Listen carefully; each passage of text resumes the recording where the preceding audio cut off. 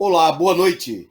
Bem-vindos a mais um programa Resumo do Dia, aqui no seu canal Causa Operária TV, 24 horas no ar, nesta terça-feira, dia 24 de novembro de 2020. Nosso programa, o que é o seu Jornal da Noite aqui da Causa Operária TV, entrando no ar com os principais acontecimentos do dia, comentados de um ponto de vista dos trabalhadores, de um ponto de vista de uma análise marxista revolucionária da situação.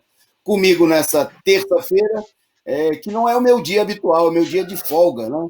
Mas hoje, pela importância dos acontecimentos e também pela mudança aqui no nosso calendário, né, eu estou aqui ao lado do meu companheiro Antônio Eduardo, diretamente lá da Bahia. Boa noite, Antônio. Boa noite, Antônio, tudo bem? Saudações a Valnei aí na técnica, aos amigos e amigas da TV Causa Operária. É isso aí. Hoje tem Antônio em dose dupla aqui no seu Causa Operária TV, mas também tem muito mais gente por aqui. Eu queria já começar mandando aí um boa noite, agradecendo a presença da Clarete Arias, que hoje não vai ver o Henrique Arias, mas ele volta amanhã, tá certo? A gente trocou de data aqui, trocamos eu e o Henrique aí por conta das atividades ainda da reunião do Comitê Central Nacional no dia de hoje, que o companheiro Henrique participou conosco. Bom, eu espero não decepcionar aí a Clarete e ao fã-clube do Henrique, que eu sei que tem muita gente por aqui que gosta muito da participação, da presença do companheiro Henrique aqui, ele que é um dos principais apresentadores do nosso canal. Bom, boa noite ao Sou Eu, ao Carlos Santos, a companheira Angelina Dias, saudando aqui a nossa presença, o Reflexão Sempre, o Estúdio M5, né? Já chegando por aqui comentando os temas da nossa pauta. Bom, e a todos vocês, eu quero logo no começo do programa pedir que vocês colaborem aí, divulgando o link do nosso canal, do nosso programa, né? Esse canal que não tem rabo preso com os capitalistas, com os patrões. Aqui você não vai ver publicidade, né, de empresa golpista, de empresa que reprime os trabalhadores. Opa, tem que desligar e está dando retorno. Vamos lá. Agradecer a vocês todos, pedir então que compartilhem no YouTube, no WhatsApp, no Telegram, no Twitter, no Facebook, em todos os lugares, né, para a gente ampliar aqui a nossa audiência e pela importância dos temas que são debatidos aqui, que você não vê em nenhum outro canal. Né? Boa noite a Maria Ângela Bidus, que chegou por aqui, ela que está sempre participando aqui junto conosco. Bom, e vamos então para a nossa pauta, nosso programa de hoje, né, que tem como destaques, né, o desenrolar, né, da crise política nesse momento entre o primeiro e o segundo turno das eleições. Né? Então, a manchete do nosso programa destaca mais uma vez a fraude da direita, que nós vamos ver, inclusive, hoje, números muito interessantes que falam da fraude financeira também. Quer dizer, porque a eleição é uma fraude em todos os lugares. Né? E nós vamos ver as milhares e milhares e milhares, e muitos milhares de pessoas que receberam auxílio emergencial, mas que contribuíram generosamente para a campanha eleitoral de muitos candidatos aí. Pelo menos é o que apareceu na prestação de contas, segundo os dados do TSE até agora. Bom, nós vamos falar nas alianças de setores da esquerda burguesa e pequeno burguesa com os golpistas. Né? Tem gente dizendo que coisa progressista mesmo é votar na direita. Vamos discutir esse tema e vamos falar. Né?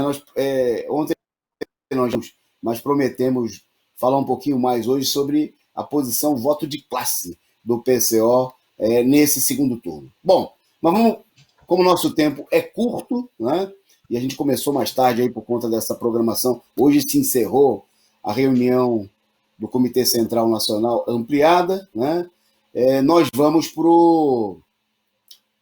começando a nossa pauta destacando aí rapidamente o desenrolar, né, o desdobramento aí do assassinato do negro metalúrgico, 40 anos, o João Alberto, né, que foi assassinado lá em Porto Alegre na última sexta-feira, justamente no dia de luta do povo negro. Bom, o Carrefour, né, saiu aí com uma intensa campanha pedindo desculpas, anúncios nas redes de televisões, nos jornais, principais jornais do país, né? E hoje, inclusive, agora há pouco anunciaram a prisão, né, de uma das funcionárias que teria gravado a agressão executada lá pelos dois seguranças, um dele, um PM, né, que acabou levando a agressão covarde, depois o asfixiamento, que levou à morte do João Alberto. Mas eu queria principalmente destacar, enquanto a produção coloca algumas imagens aí para gente, né? Bom, tem essa charge que nós vamos ver agora do Latuf, que tem tudo a ver com o pronunciamento do Carrefour, né? Porque os diretores do Carrefour fizeram um pronunciamento, muita gente deve ter assistido aí pela TV ou nas redes sociais, em que aparece o CEL, o executivo maior aí do Carrefour no Brasil, e também o diretor vice-presidente de relações de recursos humanos, eles procurando se desculpar pelo que aconteceram, né? Tem um ditado popular que diz desculpa não serve para nada, né? É pior do que papel higiênico. O papel higiênico serve para aquela coisa que todo mundo sabe. Desculpa não serve nem para aquilo, né? O que você vai fazer com uma desculpa? Né? Alguém mata aí o seu filho, o seu marido, o seu esposo, depois vai lá e pede desculpa. Imagina se a polícia pedisse desculpa pelas 6.357 mortes do ano passado. O que isso resolveria na família das pessoas mortas? Pense você aí que está nos acompanhando, né, e que conhece gente. Se os juízes que prenderam um monte de gente inocente, depois, 10, 20 anos depois, pedem desculpa. Você me desculpa, eu te condenei inocentemente. Né? Desculpa é uma coisa. E a gente viu aí, a igreja, por exemplo, pediu desculpa ao povo judeu por ter apoiado o nazismo. Adiantou muito, né? Imagina para os 6 milhões de judeus que morreram, o quanto eles ficaram satisfeitos, né, da igreja ter pedido desculpa. Então vocês estão vendo aí cena da morte, do enterro, né, do João Alberto, e obviamente que as desculpas... Bom, e um dado muito interessante, né, que eu queria destacar, bom, o Carrefour ele tem no Brasil 151 mil funcionários. Uma das maiores empresas em número de trabalhadores do Brasil e também de faturamento. Só no primeiro semestre, Eduardo, foram mais de 30 bilhões a receita do Itaú. Né? 30 bilhões. Bom, e o vice-presidente de Relações Humanas, no vídeo, ele disse o seguinte, que 57% dos servidores do Carrefour, eles são negros. Né? Aí você fala, nossa, que uma pessoa vendo aquele vídeo, aquela cara chorosa, né, aquela encenada, né, maquiada dos executivos do Carrefour, fala, nossa, eles têm uma preocupação, eles gostam tanto dos negros. Não, é que todo mundo sabe, né, que trabalhar em supermercado é uma coisa para escravo no Brasil. É uma coisa para preto e pobre. Né? É uma coisa, supermercado é um regime de superexploração, pagam dos piores salários, né, que você pode receber no Brasil, e para quem que sobra isso? Para a população preta, né? Para o povo que já é oprimido, escravizado cotidianamente. Aí vai o Cínio que fala 57% dos nossos funcionários são negros, e segundo ele, 30% dos gestores ele quis dizer todo mundo, né? O cara que é chefe de colocação de papel higiênico no banheiro, chefe de arrumação de prateleira, né? Subchefe de coisa nenhuma no Carrefour, ele incluiu nos gestores. Né? Porque tanto que no vídeo aparecem os gestores mesmo do Carrefour, não apareceu nenhum negro. Né? Apareceram 2 brancões lá. O executivo maior do Carrefour ainda fala o seguinte, que ele, como ele reconhece, é um branco privilegiado. Né? Mas é o cinismo e no editorial que nós estamos publicando amanhã no Diário Causa Operária, a gente compara isso, inclusive, a situação da Vale. Né? A Vale foi lá, matou mais de 300 pessoas em Brumadinho e Mariana, né? Aí depois começou a publicar anúncios dizendo como eles são bonzinhos, como eles pedem desculpa pelo que aconteceu, Como a Vale tem preocupação ambiental, agora a gente vê o Carrefour no mesmo cinismo, a mesma cretinice, e só sendo otário, né, Eduardo, para acreditar que o Carrefour e essas empresas capitalistas estão empenhadas em combater o racismo. Com você. Um aspecto que nós temos que colocar, né, é a luta pela dissolução da Polícia Militar, porque, inclusive, teve a participação de um PM nesse assassinato, né? Mas, além disso, nós temos que colocar o seguinte: nós temos no Brasil uma série de pequenas milícias privadas, né, patronais, não só no Carrefour, mas em lojas, outras lojas, né, de departamento, nos shoppings, né, que existe aquilo que a população negra, sobretudo a juventude negra, como realizavam seus rolezinhos no shopping, eles eram apreendidos e detidos de uma maneira ilegal por essas verdadeiras milícias privadas, como são os seguranças de condomínios e tudo mais. Então, nós temos uma situação no país onde, além da polícia militar, você tem a presença aí fortemente de milícias legalizadas nesses shoppings, em lojas como Carrefour. Aqui dizer uma coisa importante, né? O pessoal está reclamando muito desses atos aí. Inclusive, uma das polêmicas da semana é que teve um cidadão aí, aquele YouTube do PCB, o Jonas Manuel, que estava pedindo ao pessoal para ser delicado, para não fazer nada que seja contra o patrimônio do Carrefour. Tem notícia que em Porto Alegre, inclusive, a campanha do PCdoB, eles estavam questionando a ação das pessoas, condenando a ação das pessoas. Ontem, inclusive, né, no Roda Viva, com a participação do Boulos, foi feita uma pergunta sobre o Movimento Sem Terra e sobre esse caso específico do Carrefour, que ele falou contra, né, o episódio, mas ele falou que era contra qualquer tipo de violência.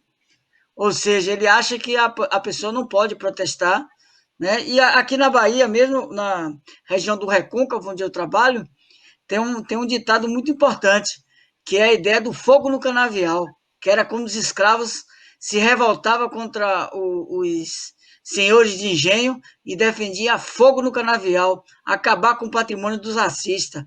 Né? E aqui também é uma região de reggae, e o pessoal fala o seguinte: a Babilônia escravizou, então fogo na Babilônia. Então nós temos que falar isso.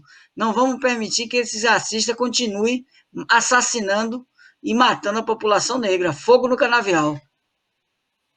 Muito bom, Eduardo. Totalmente de acordo. Né? A nossa posição não é, passar pano, né, pro... Tá aí, pode mostrar a imagem aí, manifestação lá em Porto Alegre, né? A polícia, como sempre, aí, tropa de choque, os Robocop lá atrás da manifestante.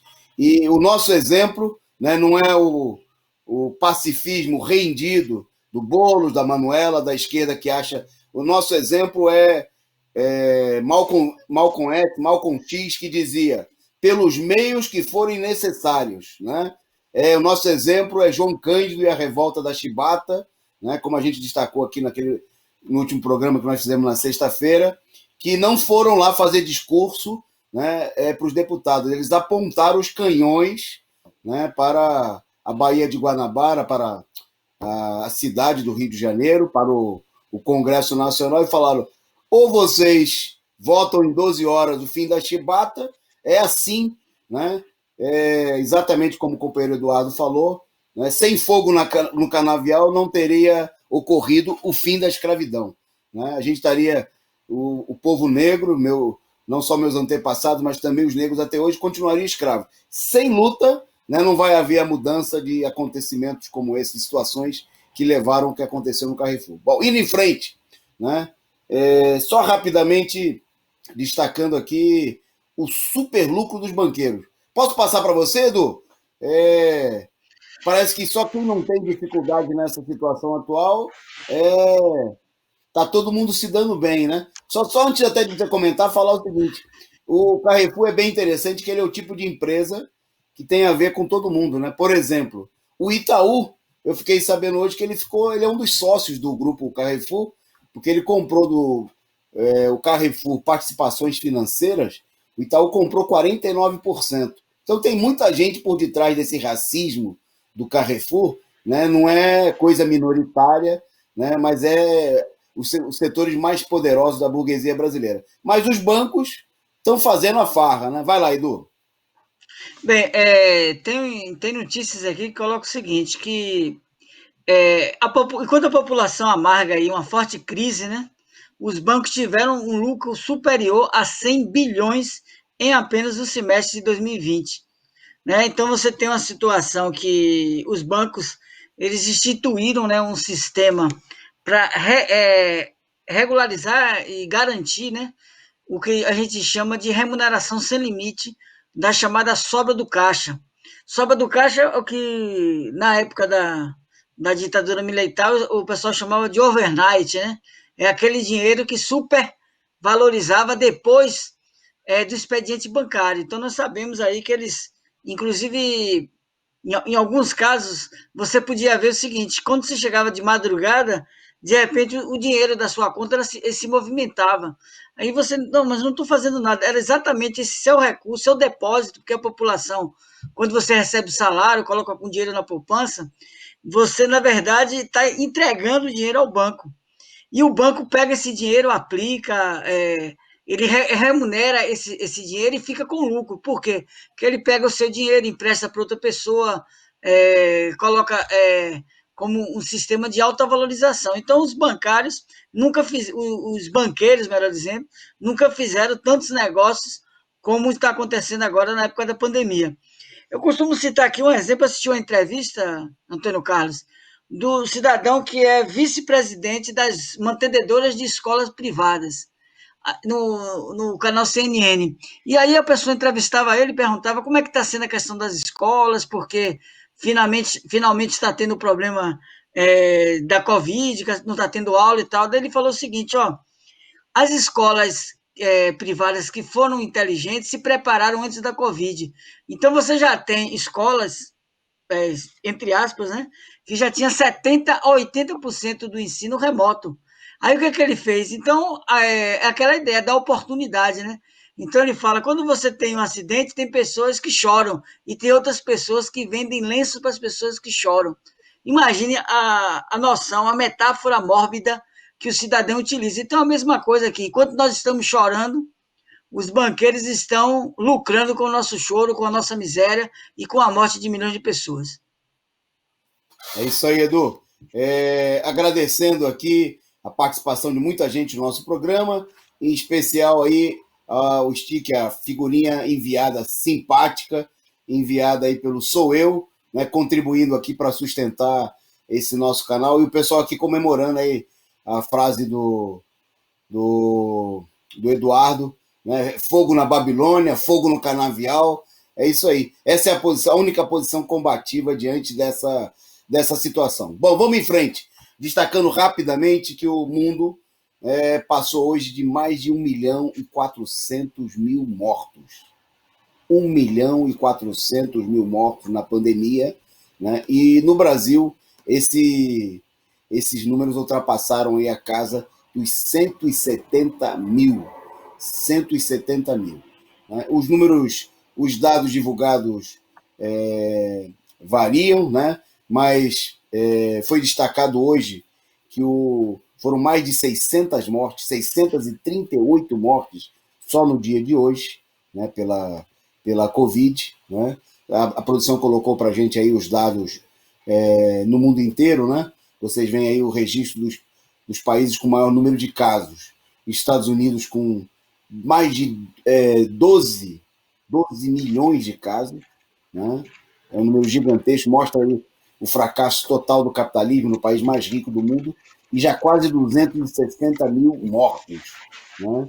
Em segundo lugar em número de casos vem a Índia, com mais de 9 milhões de casos, mais 134 mil mortos. O número do Brasil, que é um número sabidamente falso, né, subnotificado, como eles gostam de dizer, 6 milhões de casos.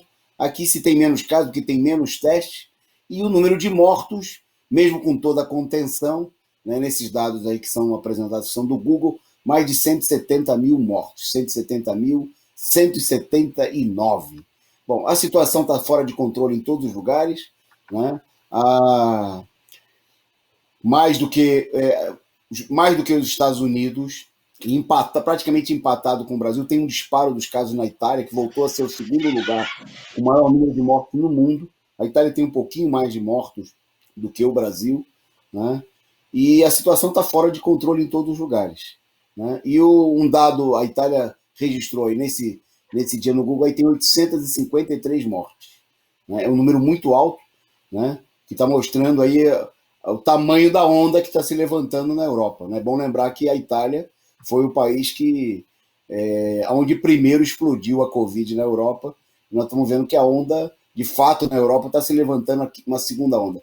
No Brasil não é segunda onda, é a própria primeira onda que nem chegou a se desfazer, né? Que foi totalmente escamada no processo eleitoral e que agora se levanta com força. Bom, um outro dado, só rapidamente, que nós estamos com um tempo curto, mas importante no Brasil, é que o Brasil está registrando a maior taxa de transmissão desde maio. Preste atenção, a maior desde maio. Quer dizer, a situação tende a ficar pior do que nós tivemos em maio, né? A taxa passou de 1,1 para 1,3 no balanço divulgado hoje. De 1,1, quer dizer, um aumento de quase 20%, né? O que é um aumento muito significativo e a maior. Veja, em junho, julho, quando nós tivemos recorde de morte, a taxa não era tão alta como a taxa de transmissão que nós temos hoje. O que está apontando que nós vamos ter aí, infelizmente, né, mantidas as atuais condições, uma quantidade de mortes enorme no final do ano. Esse aí é o presente de Natal, né, que a burguesia, que o governo Bolsonaro, que os governos da direita que ganharam as eleições na fraude estão preparando. É um dos presentes que eles estão preparando de fim de ano para o povo brasileiro, né? E aí o pessoal vem dizer que não pode se revoltar, né, como fizeram aí as pessoas diante do que aconteceu no Carrefour. Quer dizer, é uma política de passividade que, obviamente, que não vai levar a lugar nenhum. Bom, só mais um dado aqui nesse ponto, uma comparação com Cuba, que eu achei muito importante para destacar aqui nesse momento que o mundo está nessas proporções incríveis. Tem uma imagem aí que é o seguinte: os dados de Cuba mostram nesse momento que o país tem 133 mortos, né? Então eu fiz uma continha aqui rápida, básica, arredondando, sem entrar em muitos detalhes, é o seguinte: se a população de Cuba é de cerca de 11 milhões de habitantes, tá certo? Então, se a gente comparar com a população mundial, seria necessário multiplicar por coisa aí de 700. Se a gente multiplicar os mortos de Cuba por 700, né, daria aí um total de 93.100 mortos. Quer dizer, se o padrão mundial fosse de uma ilha pobre, né, de um país cercado pelo imperialismo, né, totalmente submetido aí a mais de 5 décadas de bloqueio, o padrão seria a gente ter nesse mundo, no momento agora, menos de 100 mil mortos, 93 mil mortos. O que mostra, né, a falência profunda do capitalismo. Né, que Cuba não é o paraíso, não é o socialismo, porque é impossível o socialismo num só país, mas mostra que só de ter um governo preocupado, né, com os interesses da população, um governo num país onde houve uma revolução, a expropriação da burguesia, o enorme avanço que isso representa na população. E aí vem os idiotas dos coxinhas dizer, vai para Cuba. Bom, quem dera o mundo coubesse em Cuba nesse momento, né? A gente teria evitado aí a morte de mais de 1.300.000 pessoas, isso só agora, nesse momento, né? Países ricos, poderosos, Estados Unidos, Itália, França, Inglaterra, tem números muito, muito bom. Brasil nem se fala, né? Não tem comparação com Cuba, não tem comparação nem com a Venezuela, né? Outro país, a gente já destacou aqui que o número de mortos somente em São Paulo é 10 vezes superior, né, ao que a gente tem hoje em Cuba e Venezuela juntos. Bom, mas por falar em fraude, eu vou falar em falsificação, porque os dados do Brasil são falsificados. Vou passar para o Eduardo comentar um dado a maior importância, que eu atropelei a pauta, né? Agora que eu me dei conta. Mas vamos lá.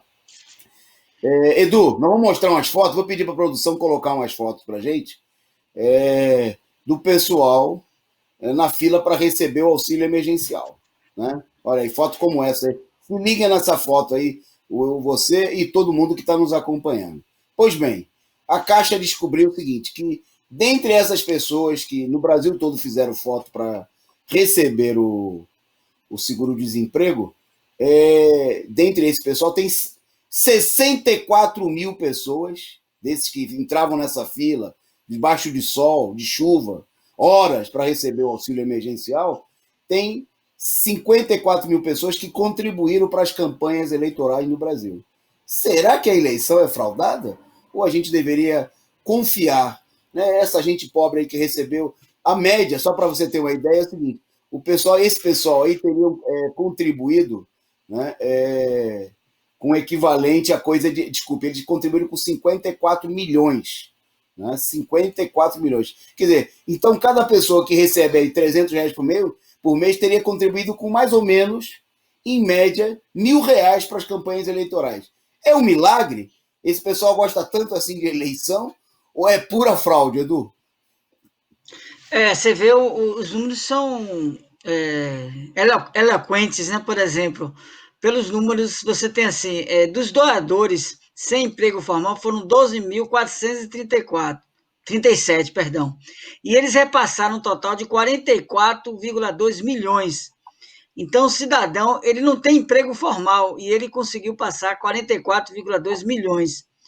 É, Na verdade, você mostra assim um sistema de completa manipulação, né, das eleições, e você vê outra situação, né? Vários candidatos do PCO foram impedidos de ser candidato porque o partido ele não tinha uma sede comercial na cidade. Então, em nome da lei da ficha limpa, em nome do bem público, se proibiu que um trabalhador, que um operário pudesse ser candidato. Entretanto, você vê esses números aí. E nós estamos vendo agora, no segundo turno, um verdadeiro derrame, né, de dinheiro nas campanhas, né? Nas cidades que têm segundo turno. Aquilo que não foi feito nos 45 dias, estão fazendo aí uma semana, empurrando aí capital fortemente para manipular e garantir essa fraude, que essa fraude econômica se realize na fraude política nas urnas. Ok, Edu. Bom, eu já vou só levantar a bola de um outro tema aí para você comentar. Porque no meio de eleições, né, totalmente manipuladas, né, onde gente que está recebendo R$ 300 aparece como doador das campanhas. O que você falou, eu aposto que esse pessoal que recebeu milhões, né, do pessoal desempregado recebendo, eles vão ter as contas aprovadas. E vai ter candidato do PCO que não recebeu nenhum centavo de nada, né, que usou aquele dinheiro coletivo do caixa do partido, né, um recurso muito pequeno, né, um partido proletário.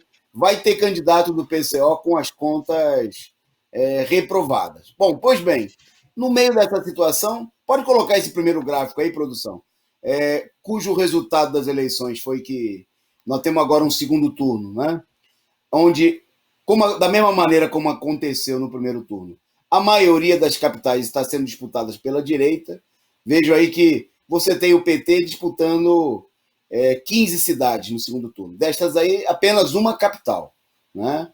E na sequência você tem como candidatos aí, partidos, né, da direita golpista, o PSDB 14, o MDB 12, PSD 10, Podemos 9, DEM 8. Quer dizer, é tudo partido, né, a imensa maioria do bloco direitista, né, o PP 5 e por aí vai. Bom, no meio dessa situação, tem gente da esquerda dizendo que o progressista nesse segundo turno é apoiar candidato da direita. É isso mesmo, Eduardo? Conta pra gente como é que é essa situação aí. Na verdade é o seguinte, o que nós chamamos de frente ampla, né, ela se traduz também em uma política nessas eleições de favorecimento do que chama-se de nova esquerda. O que é essa nova esquerda? Na verdade, é o PCdoB, é o PSOL, é todos os outros partidos que se apresentam de esquerda, que não é o PT. Então, em Porto Alegre, é a candidatura da Manuela Dávila. Você tem também a candidatura do PSOL no estado de São Paulo. e você tem a candidatura do PDT no estado do Ceará, na cidade de Fortaleza. E, além disso, você tem a disputa de segundo turno entre o PSB e o PT na cidade de Recife. Então, o que está acontecendo? O PCdoB ele está com a candidatura de Manuela Dávila, inclusive apoiado pelo PT, em Porto Alegre, mas em São Paulo apoiou imediatamente, né, a candidatura do PSOL e não apoia a candidatura do PT do estado de Pernambuco, na cidade de Recife, apoia a candidatura do campus do PSB. E na cidade de Fortaleza, apoia a candidatura do PDT. Então, o PCdoB, ele faz todo o movimento dele é apoiar candidaturas que não sejam do PT. Pois bem, outros partidos, como o próprio PSOL, ele tem apoiado, né? Tem a sua candidatura em São Paulo, apoia a candidatura da Manuela Dávila e apoia também a candidatura do PDT de Ciro Gomes, das oligarquias Gomes, em Fortaleza. Pois bem, uma coisa interessante, o PSTU, ele está apoiando, ele não está votando na candidatura do PT em Fortaleza, ou melhor, em Recife, não está apoiando a candidatura do PDT em Fortaleza, entretanto, está apoiando a candidatura do PCdoB no Rio Grande do Sul, em Porto Alegre, e está apoiando a candidatura do PSOL em São Paulo. Então, o que é que a gente percebe nessas movimentações? Que está se formando assim uma coligação, né? Um ajuntamento, vamos dizer assim, desses grupos exatamente naquilo que nós caracterizamos, né? O Partido da Causa Operária prognosticou que uma jogada nas eleições é sequestrar o voto do PT e é criar uma tentativa de criar um bloco artificial de uma esquerda não petista. Como nós vimos, né, no editorial do Estado de São Paulo, né, no domingo, você tem aí toda uma política da imprensa burguesa de favorecimento da candidatura de Boulos em São Paulo e tudo mais. Então, faz parte, inclusive, essa movimentação tanto dos jornais capitalistas, dos partidos golpistas de centro-esquerda, como o PSB e PDT, e também dos partidos da extrema-esquerda, como é o caso do PSTU, que junto com o PCB e a UP já estão aí coligados com o PSOL, é uma movimentação em torno da Frente Ampla. Provavelmente, o que é que nós vamos ter?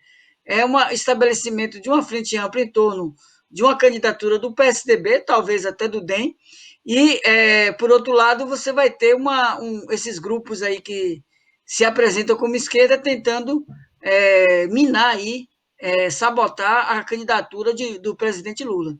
Então, esse é um cenário que emerge desse segundo turno, independente do resultado eleitoral, né?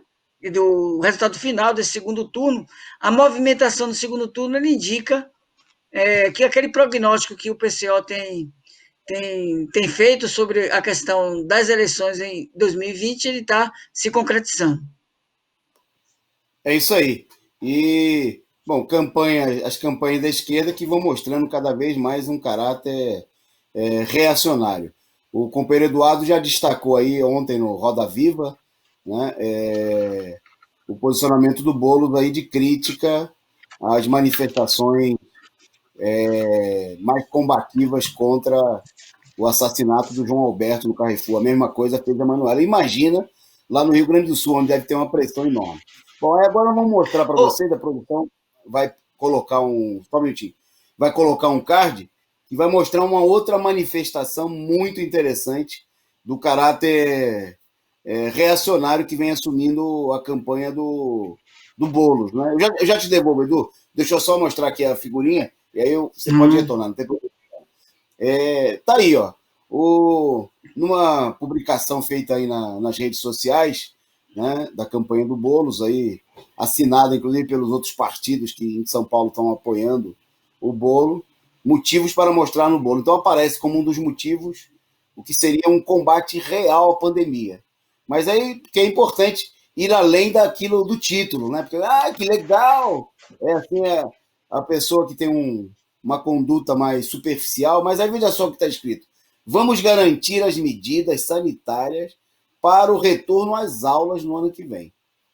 E depois o resto e a vacinação da população assim que disponível a vacina. Isso aí é lenda, né? Isso aí até o Dória está prometendo, o Bolsonaro também, né? Todo mundo está prometendo que vai vacinar a população assim que a vacina esteja disponível. Tudo bem. Tá certo? Pode ser em 2021, 2022, 2025, né? Sabe-se lá. Agora, o importante é a primeira frase. Vamos garantir as medidas sanitárias para o retorno às aulas. Ou seja, significa retornar às aulas antes da vacina. Porque a vacina é quando ela estiver disponível. Mas o retorno às aulas é no ano que vem, com medida sanitária. Aqui, ó, aqui é uma política, essa política criminosa é a política dos donos das escolas privadas que querem que a rede pública volte para garantir o lucro, o din-din, né, das empresas, dos mercadores de ensino. Quer dizer, a campanha supostamente progressista, né, do Boulos está aí como candidatura pequeno-burguesa, reacionária que é, comprando a política da direita, né, a política de defender a volta às aulas sem vacina. Eu queria chamar a atenção que é mais um motivo, se isso aí é um motivo para votar no Boulos, né, e é um motivo para votar também no Dória, porque é a mesma política do Dória. Desculpe, o Covas também é favorável a essa política. O Paes também é favorável a essa política de supostamente garantir as condições sanitárias. Como é que você vai garantir condições sanitárias? Veja-se o caso da Europa, veja-se o caso da Itália, da França, do Reino Unido, países mais desenvolvidos, com escolas de melhores condições, que estão sendo obrigados a fechar. Agora aqui, meu amigo, que você não tem nem sabonete nas escolas, não tem nem papel higiênico, não tem nada, né?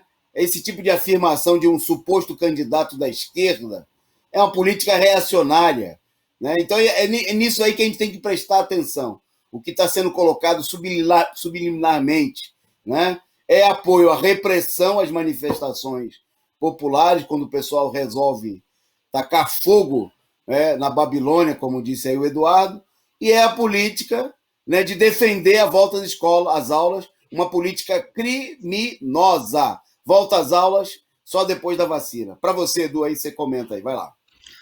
Ó, eu vou relatar aqui um desses debates, não sei se foi o da Band ou foi mesmo na Roda Viva. O que é que tem? Um debate sobre a questão do coronavírus em São Paulo. Aí o Boulos ele fez uma pergunta, ele fez uma crítica ao Dória, né? E aí eu observo, eu achei interessante nessa crítica que ele fez, ele procurando falar que tem hospitais que não foram feitos, etc e tal, falando do problema de testes da população, e aí você tem uma denúncia hoje, nessa semana, né, nos jornais, de mais de 6 milhões de testes, estão mofando aí na cidade de Guarulhos, em São Paulo, e nem quer dizer, o Dória não sabia disso, o governo não sabia disso, então, observe, essa crítica que ele fez, o cidadão lá, o Covas, ele respondeu ao Boulos dizendo o seguinte, ó, essa crítica aí é infundada e tal, porque a equipe sanitária e a equipe técnica, ela está dando todas as garantias para as voltas às aulas e tudo mais. Agora, a pergunta, quem é que faz parte dessa equipe técnica, né? Aí, na verdade, ele não chega a falar, porque há também um consenso da burguesia, do PSDB, de não escancarar, não atacar o Boulos, né? Em outras oportunidades, nós já vimos a imprensa falando, fazendo até, exagerando, apresentando o Boulos como radical e tudo mais. Agora é tudo paz e amor. E o Covas ele não fala que um dos elementos fundamentais que estão na equipe do PSDB é o próprio pai do Boulos. Entendeu? Então ele fala, para quem sabe da história, quando o Covas fala isso aí, ele diz assim, ó, fique na sua, porque se eu botar a carta na mesa aqui, a gente vai saber quem é, que você também faz parte aqui dessa patifaria, entendeu? Agora, o problema que eu vejo, inclusive nesse debate que teve ontem no Roda Viva, uma outra pergunta que me chamou muita atenção, acho que uma das mais importantes, foi quando a Vera, né, a Vera Magalhães fez a seguinte pergunta, e a questão da responsabilidade fiscal? Você é contra a responsabilidade fiscal? Ele se pega uma frase do Boulos, porque o Boulos ele falou o seguinte, que ia contratar novas pessoas em São Paulo, né? E que o déficit da Previdência ia ser superado, porque através da contratação dessas pessoas, o Estado ia arrecadar mais dinheiro com o pagamento dessas pessoas. Na verdade, ele fez uma embolada lá, para querer dizer uma coisa e dizer outra. Mas, enfim, ele pegou e falou, de alto e bom som, o seguinte, que ele não é contra a responsabilidade fiscal e que o governo do PSOL em São Paulo ele vai ser um governo de respeito à responsabilidade fiscal, mas também não vai ser um governo de irresponsabilidade social.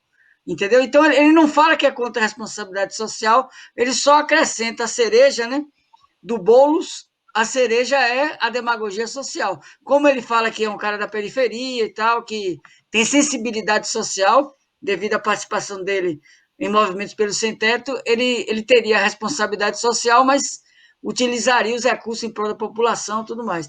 Então, esse dado mostra, como é o caso da Covid, né, como você retratou essa questão da escola, que essa política é uma política, eles, na verdade, têm a mesma política. No fundo, é a mesma política.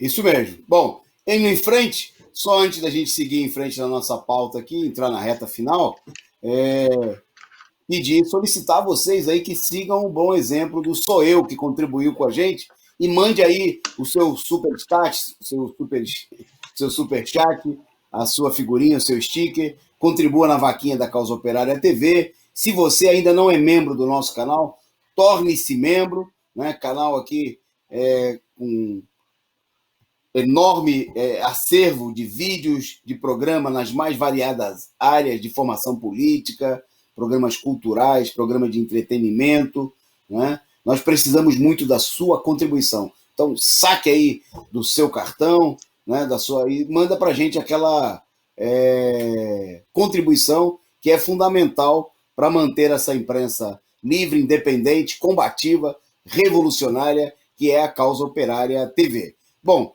e avançando aqui na nossa pauta, entrando na reta final. Bom, Toninho, antes da gente avançar, você tem uma afirmação aqui importante no nosso chat, que você só participou do debate hoje porque você queria falar isso aí da educação, na volta às aulas de bolos. Que é só troca do dia por causa disso. A Angelina está revelando isso aí. Seria pouco, não. Muito pouco motivo. Tem coisa pior que o Boulos está falando.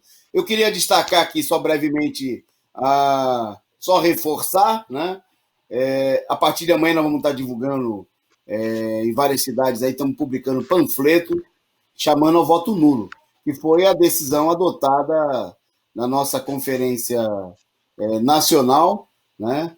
E, bom, em primeiro lugar, que nós não vamos chamar a votar em candidato golpista, né? Fazer como está fazendo a esquerda, os setores da esquerda, vergonhosamente, apoiando candidatos aí, inclusive dos partidos herdeiros da ditadura militar, o caso do DEM no Rio de Janeiro, né? A antiga Arena, que agora chama-se DEM. Tem em vários outros casos assim, por exemplo, na Paraíba, né? O PCdoB está apoiando o Humberto Lucena. Não, na Paraíba, Humberto Lucena, do PP, do Maluf, né? Que também está no governo Bolsonaro. E lá em Maranhão, em São Luís, aí sim, eles estão apoiando o republicano. A desculpa, inclusive, assim, no Rio de Janeiro, é que tem que votar no Eduardo Paes para combater o bolsonarismo, que seria o republicanos, né? E lá em São Luís tem que votar no republicanos, sei lá, para combater o bolsonarismo sem o republicano. Porque é tudo conversa para boi dormir, né? É uma política de se aliar. Ficou bem claro que essa política da Frente Ampla, né, supostamente, em princípio, o Boulos e o PCdoB e o PSOL defendiam, e a direita do PT, como sendo uma forma de aliança com os setores da chamada do centro democrático, virou um instrumento para o vale tudo, né?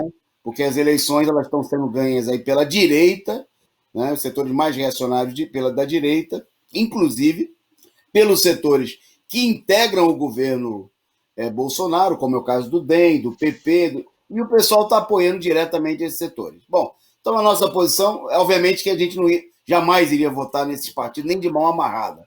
Bom, mas alguém podia falar, mas e os candidatos da esquerda? Bom, os candidatos da esquerda, em primeiro lugar, eles aparecem defendendo coisas absurdas, como nós vimos aí, né? A gente nem tem tempo, o programa é curto, então a gente vai falando um pouquinho a cada dia. Amanhã tem mais, todo dia aqui vai ter, né? Porque a posição desses setores, inclusive na medida que eles vão descendo, uns crescem nas pesquisas e ficam animados e começam a se entregar ainda mais para a burguesia. Em outros estados você vê aí que as pesquisas não têm sido favoráveis à esquerda, é o caso de Porto Alegre, de Belém, que começam a apontar aí os candidatos da esquerda sendo superados pelos candidatos da direita, e aí o pessoal vai para o vale tudo, né, apoiando aí posições mais reacionárias possíveis. Bom, e obviamente um problema fundamental que nós discutimos nessa conferência é que nós podemos votar, e já votamos, chamamos a votar, em candidatos que não defendam as nossas ideias. Se essas candidaturas servirem para fazer avançar a luta dos trabalhadores. Esse é um ponto fundamental. Né? Por exemplo, né, mesmo com divergências políticas, nós apoiamos em mais de uma oportunidade a candidatura do companheiro Lula, como nós nesse momento defendemos novamente, não porque haja um acordo político sobre um programa hipotético entre a gente e o companheiro Lula. Não, nós temos muitas diferenças, temos críticas àquilo que o Lula e o PT fez no governo, mas é evidente que a candidatura do Lula expressa um avanço, né, é capaz de mobilizar milhões de trabalhadores contra a política golpista.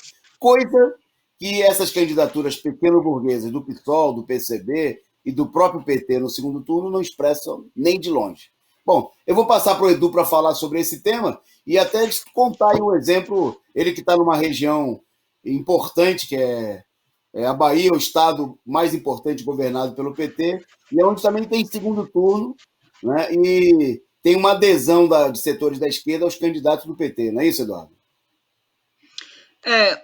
Toninho, eu acho o seguinte, primeiro ressaltar o caráter democrático do PCO, nós fizemos uma conferência entre o primeiro e o segundo turno, o que é uma coisa difícil, né, porque você teve apenas 2 semanas e no meio dessas 2 semanas você fazer uma conferência em um país como o Brasil, que é um país continental, nós fizemos um esforço para reunir os representantes de toda a militância e fizemos esse debate durante 2 dias.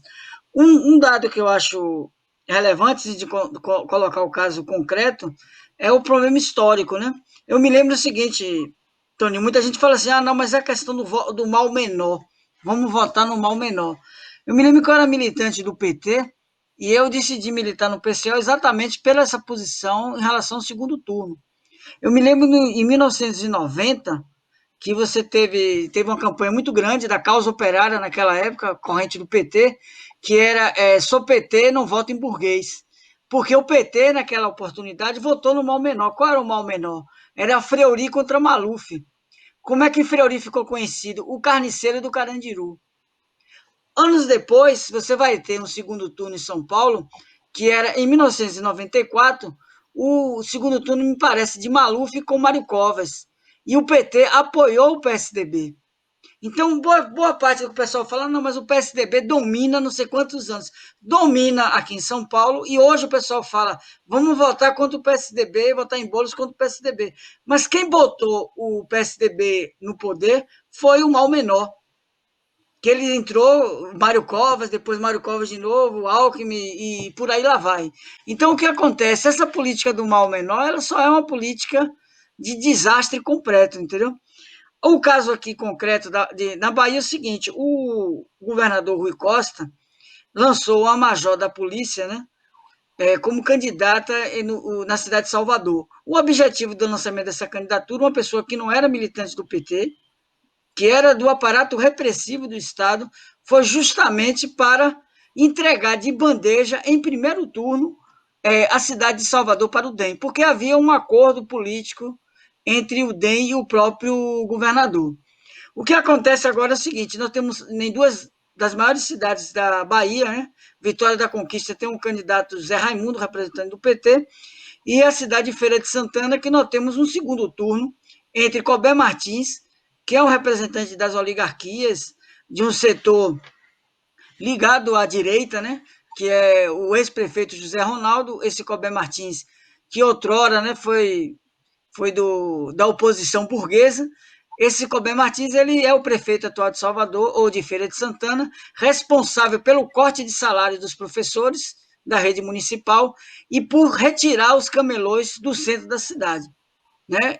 Então, esse é um governo extremamente hostil à classe trabalhadora. Pois bem, o candidato do PT, ele está, inclusive, na frente nas pesquisas, passou em primeiro lugar para o segundo turno, o José Neto, que é um deputado federal do PT, mas acontece o seguinte, muita gente fala, não, mas por que o PCO, que lançou a candidatura de Orlando Andrade como candidato a prefeito de Feira de Santana, ele não apoia aí a candidatura do PT, porque finalmente é uma disputa entre o PT e um candidato da direita. Mas se você pegar, analisar, assim, com bastante acuidade, qual é a chapa do candidato do PT, você vai ver o seguinte: o vice é um cidadão chamado Roque Santos. Esse Roque Santos, ele é do partido de Maluf, ele é do PP, e ele é um grande empresário aqui de Feira de Santana. Uma outra questão, eu tenho aqui em mãos, eu vou mostrar aqui, não sei se vocês conseguem ver, esse aqui é um material do Zé Neto, que é o candidato a prefeito, e tem aqui um documento, né, assinado por vários apoiadores, o Rui Costa, o governador Rui Costa, o Jacques Wagner, tem uma foto do Lula também, uma declaração do Lula, do próprio Roque Santos, e tem um cidadão chamado João Leão. Quem é João Leão? João Leão é o vice-governador do estado da Bahia. E João Leão é um cara do PP, é um ex-carlista, assim como Alto Alencar e outras figuras. E o João Leão, eu vou ler aqui a declaração dele. Essa parceria é a melhor que tem, pois junto à experiência política de Zé Neto, que tem a força do povo, com Roque Santos, que tem a força do comércio e do empresariado de Feira de Santana. Agora, pergunta, um partido da causa operária deve apoiar uma candidatura de esquerda, que é uma candidatura dos empresários de Feira de Santana? Não, logicamente que não. E aí tem um outro aspecto que complica. Qual é a política a campanha do Zé Neto, vocês estão vendo aí, é toda ela, junto com o empresariado, é uma política demagógica em relação aos trabalhadores e é uma política de fazer na Bahia, em Feira de Santana, a mesma política do governador Rui Costa. E qual é a política do governador Rui Costa? É uma política de ataque aos trabalhadores, sem aumento do serviço público, né, do salário dos servidores públicos. Ele, inclusive, ele está desmantelando o ensino público na Bahia. Ele fez a reforma da Previdência antes mesmo da reforma do Bolsonaro. Então, você não tem por que apoiar. Sem contar uma outra coisa muito objetiva, nós estamos colocando a questão do Carrefour, começamos o programa falando da questão da violência racial, e a polícia baiana é uma das polícias mais violentas do país. Então, como, por exemplo, o PCO, que lançou a candidatura de Orlando Andrade, um trabalhador dos Correios, Adroado Oliveira, Carlos também, são todos negros. Orlando Andrade é do bairro da Rua Nova, um dos bairros de maior população negra da cidade, e nós vamos apoiar a chapa que é do governador do estado, responsável pela PM, que extermina e agride e reprime a população negra, a juventude negra do bairro da Rua Nova e de outros bairros periféricos de Feira de Santana. Então, nós temos que ter um posicionamento que não existe aqui a questão do mal menor. Nós temos que ter uma posição de independência política. Pois bem, a posição do PSOL, que o PSOL lançou uma candidata prefeita, e teve, inclusive, um vereador que teve a maior quantidade de votos, foi o vereador mais votado em Feira de Santana. O PSOL ele fez o seguinte, Antônio Carlos, ele declarou o chamado apoio crítico ao PT. Só que tem um detalhe, o PSOL ele passou a vida fazendo campanha contra o PT, falando que o PT é isso, que o PT é aquilo, denunciando, inclusive, o crime do Cabula, né? Quando teve o assassinato dos negros. Então, o PT falou de tudo, a questão uma base social muito importante do PSOL aqui é o Sindicato de Professores da Universidade, e eles denunciam o governo do Estado por maltratar a universidade, maltratar os professores. Pois bem, a votação do candidato do PSOL é justamente isso, uma candidatura vinculada à classe média para levar o movimento de esquerda para apoiar os empresários, para apoiar o PP, para apoiar o bolsonarismo, para apoiar os carlistas como o João Leão. Então, é um trenzinho, né? Então, o cidadão votou no PSOL porque o cara é rasta, o cara é de esquerda, e esse rasta está ligado aos setores mais podres do capitalismo, entendeu? Então, a gente tem que denunciar não só a política de Cobé Martins, a política do PT, mas também a política do PSOL, que faz parte desse jogo político que não tem nada a ver com a classe trabalhadora. Agora, sabe qual foi o que ele disse? Ele disse o seguinte, nós vamos votar no PT e vamos ser oposição. Agora, que oposição é essa que apoia um candidato ligado aos empresários?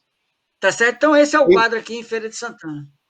É isso aí, Edu. É um bom exemplo para todo o país. E em todo o país a nossa posição é a mesma do primeiro turno, porque o PCO não tem duas caras. Né? A nossa posição, o nosso chamado no primeiro turno é trabalhador vota em trabalhador. Quem bate cartão não vota em patrão. Então nós não vamos votar em nenhum patrão, em nenhum candidato que está aliado aos partidos dos patrões, aos inimigos dos trabalhadores. Nós vamos para o minuto final, 1 minuto para mim e 1 minuto para o Eduardo. Então, eu vou destacar, vou escolher um tema aqui, vou passar para o ponto 10, os Estados Unidos. Os Estados Unidos armazenando corpos de vítimas da Covid em caminhões frigoríficos. É isso mesmo. O número de mortos é tão elevado, né, que foi destacado aí em jornais no dia de hoje que tem 650 corpos que estão há meses em caminhões frigoríficos, né, no bairro do Brooklyn, em Nova York, justamente na região negra, pobre. E quais são os motivos? Um motivo destacado pelo Wall Street Journal é que é o seguinte, muitas das pessoas não foram enterradas porque os familiares não têm dinheiro para fazer o enterro. Né? Tá aí a foto dos caminhões frigoríficos estacionados aí, né, os verdadeiros vagões, e mais de 650 corpos. Está aí, maravilha do capitalismo, né, um exemplo do país supostamente mais democrático do mundo, né, enquanto o pessoal lá também criava aí uma nuvem de fumaça com as eleições, o número das mortes. Passar para o Eduardo para ele dar a última dele rapidinha, né, porque já estouramos o nosso tempo, e a gente volta amanhã. Vai lá, Edu, dá a sua última e se despede aí, fecha o programa. O som.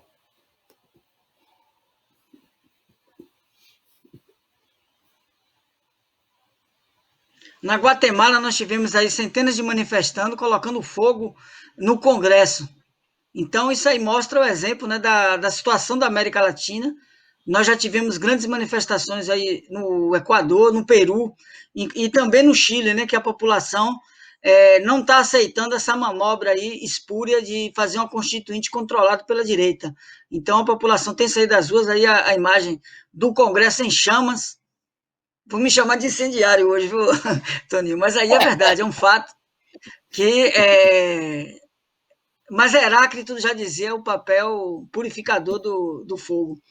E aí você tem aí a questão importante da mobilização da população de Guatemala, e a luta nossa, inclusive, é pelo voto nulo, porque no próximo ano nós vamos colocar aí o fora Bolsonaro, Lula presidente, e a América Latina e o Brasil vai acompanhar essa mobilização. Por isso, temos que nos preparar para grandes mobilizações. E boa noite, e valeu mais uma vez pela participação.